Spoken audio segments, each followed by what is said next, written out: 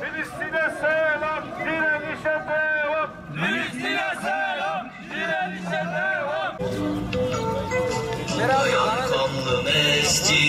Var olsun İsrail, var olsun Amerika, var olsun İsrail.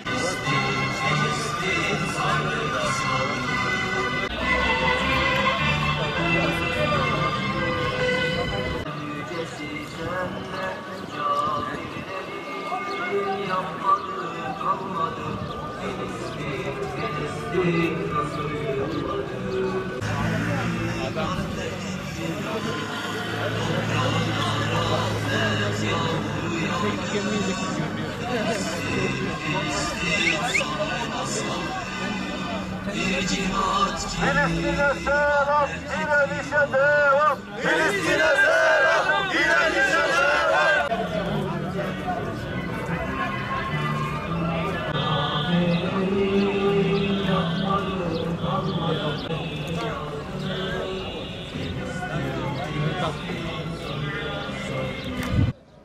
Bilindiği gibi Dünya Kudüs Günü 1979'dan bu yana tüm dünyada Müslümanlar ve özgür ruhlu insanlar tarafından yürüyüşler, basın açıklamaları ve salon toplantılarıyla ihya edilmektedir.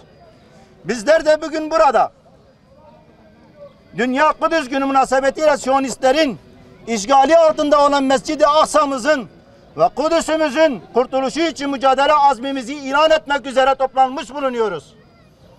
Hiç şüphesiz Dünya Kudüs Günü İslam'ın günüdür. Dünya Kudüs Günü İslam'ın diriliş ve direniş günüdür.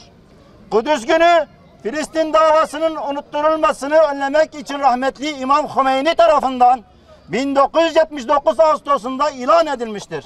Filistin'e selam, direnişe devam. Filistin'e selam, direnişe devam. Ey Kudüs sevdalısı kardeşlerimiz!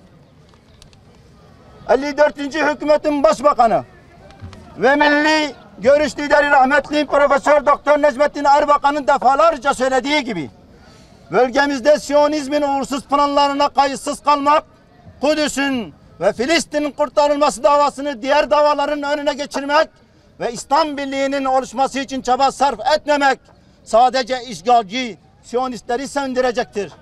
Siyonist elcinin kapatılmasını, Siyonist İsrail'in güvenliği sağlayan Malatya, Kürecik NATO üstündeki radarın sökülmesini, korsan İsrail'in Gazze'den çaldığı doğalgazın Türkiye üzerinden satılmasını, öngöre mutabakat zaptlarının ve anlaşmaların lağvedilmesini ve NATO'dan hemen çakılmasını talep ediyoruz.